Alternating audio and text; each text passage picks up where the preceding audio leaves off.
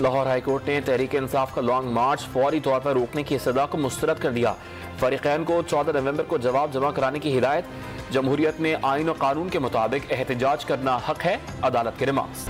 وزیر آباد واقعے کی تحقیقات کے لیے قائم، جے آئی ٹی میں تبدیلی۔ R P O Dera Ghazi Khan Syed Khurram Ali J I T کے نئے سربراہ مقرر۔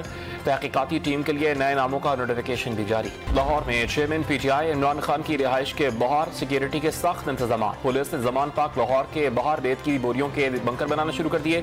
سی سی پی او لاہور غلام محمود ڈوگر نے بنکر کا معائنہ کیا۔ پولیس افسران سے بریفنگ لی۔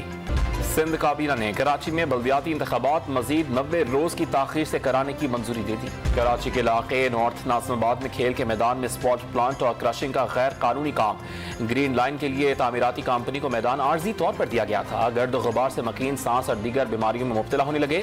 مکانوں کی قیمتیں گر گئیں، لوگ گھر بار چھوڑ کر جانے لگے۔ اور لاہور میں کورونا وائرس اور ڈینگی کے بعد اب فضائی آلودگی مسئلہ بن گئی۔ آنکھوں میں جلن اور گلے کے امراض میں اضافہ۔